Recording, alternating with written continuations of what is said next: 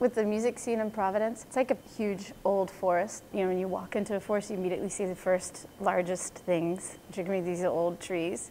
But if you look closer, you can see there's all these like rare plants and flowers all over the bottom that are thriving and growing.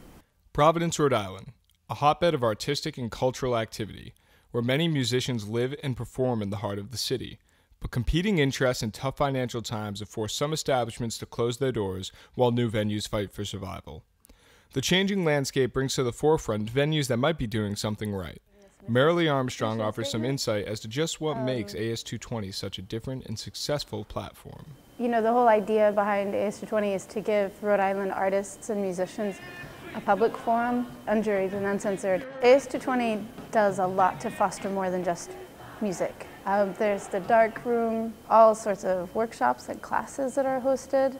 There's now the theater. But it goes beyond supporting and teaching the local artists. They only allow original music and give large preference to local acts. Another place where AS220 is different is the way they plan and compensate for their shows. While AS220 rarely determines which bands play by the amount of tickets they can sell, most venues do. This practice can greatly affect the local acts playing in these venues. To get the perspective of these bands, we talked to Chrstian Staton, the drummer of Senior Discount and Eyes in Front. Your ticket sales talk to booking agents. Your music talks to fans.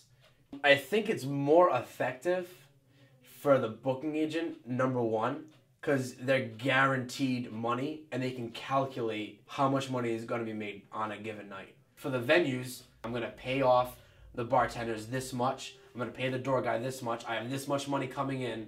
Again, a lot of people don't even like to buy tickets in advance unless it's a band that they love.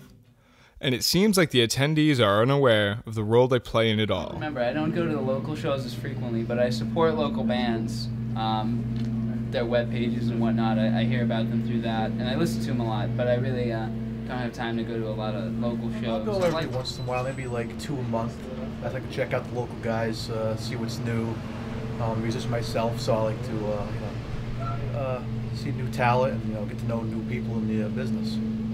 And while the scene is hard in many musicians like Chrstian, it has also broken many more. As the venues and musicians hope for a brighter future, one can only think that it may be time to change the methods a little bit.